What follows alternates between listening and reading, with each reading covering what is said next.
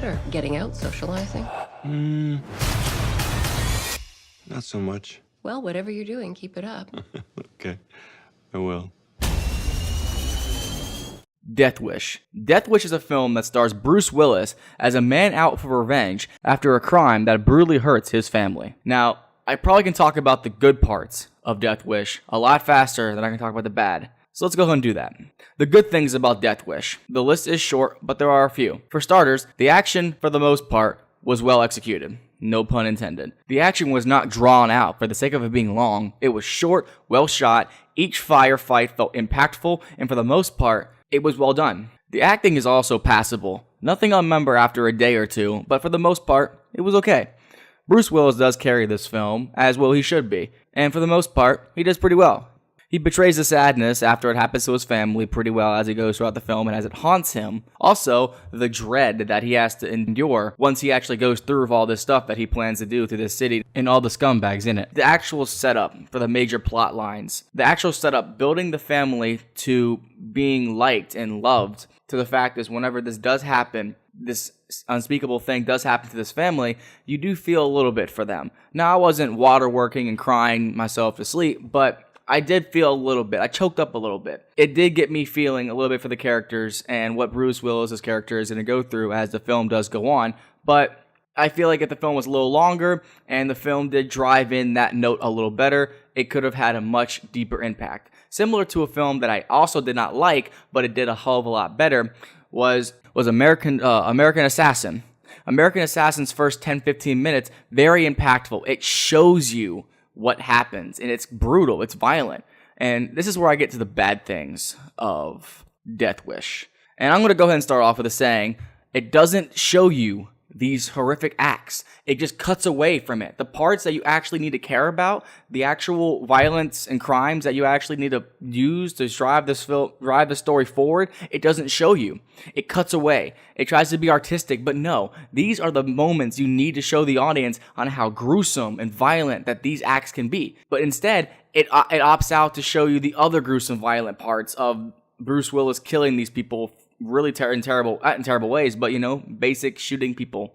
Instead, they show you that part as opposed to showing you what you need to see, which is these horrific acts that these people go about when doing these crimes. It tries to be this controversial piece, like, oh, look at us, we're showing all this gore and blood and what happens in these kind of cities. No, you're not. You cut away from the part that actually is the controversial part. Show me the act that drives this film. Don't show me the part of Bruce Willis killing some random gangbanger. I get it. He's going to do that. But instead, show me the part that actually makes the story.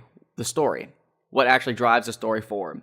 Also, this film is predictable as hell. I went and saw this with my lady friend Brooke, and throughout the entire film, we're naming parts and pieces that are going to happen. Yep, that's going to happen. He's going to say that. Yep, this is going to happen. And we're both just looking at each other whenever a certain character said a certain thing. We looked at each other and went, is he going to say that? Yep, he said it. Okay, cool. Also, there are bits and pieces throughout the first act when certain characters are saying certain things and we're like, is he a bad guy? Or does the film just want me to think he's creepy? Because he feels creepy. He's acting creepy. But nope. He's just creepy. He's not a bad guy. He's just creepy. He just feels creepy. I'm saying creepy a lot. I should probably stop. That's creepy.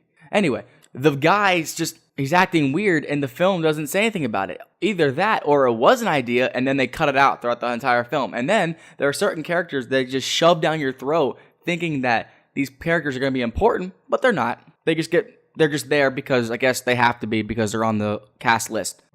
So there are a lot of plot lines that don't add up to anything. And for a film only being an hour and 48 minutes long, you expect every minute to be accounted for. But no, the film drags on, it's dull, the second act is a big snore fest. And then, to make matters worse, the ending is awful. It's anticlimactic. The film builds and builds and builds and builds to this epic fight that's supposed to happen at the very end of the film, which we do get, but it lasts 3 seconds. It lasts all of 3 seconds. The fight's over. They talk a little bit, and then the end credits are rolling. I'm like, are there other scenes? Are they after? Are they Marvel end credit scenes? What's going on here? Nope. Film's over. We went home. I'm doing my review, telling you how bad the ending is. Because literally, I don't even know. Should I spoil it? I'm not going to spoil it. I'm going to say this. One thing happens, and then it's over. You expect this long, drawn out, which it should be because it's the ending of the film, but no, I don't feel any emotion to it. It ends, I blinked, I almost forgot it.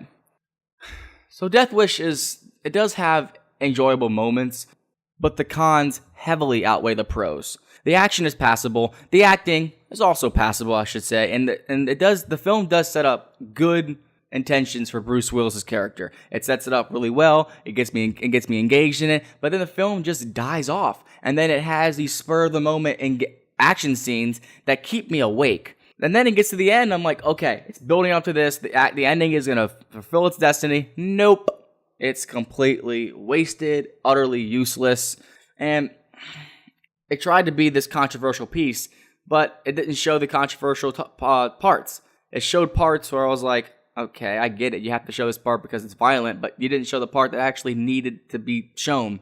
So overall, if you're skeptical about spending your money on Death Wish, I'd wait. Wait till it comes out on Netflix. Wait till it comes out on Redbox. If that's still a thing, I don't know. But if you're skeptical, looking at the reviews of it, seeing it has a 15% on Rotten Tomatoes, I'd wait. I wait on Death Wish. I wait till it comes out on DVD, Blu-ray, Redbox, Netflix, the works. But overall, guys and girls, those were my thoughts on Death Wish. And if you did not already know, Entertainment Forever also has a website where we do all the same interesting things that we do on YouTube. Now, depending on when you're watching this, the written review of Death Wish may or may not be up on Entertainment Forever website. So, if it is, go ahead and read that. It goes more in depth than this review. This review, strictly just the basic thoughts on how I thought the film was. Now, if you did enjoy this review, please do hit that subscribe button for more future content. And if you did enjoy it that much, hit that like button as it does help me out so much, as well as sharing it with everyone who might be interested. This is Entertainment Forever, and I will catch you all at the movies.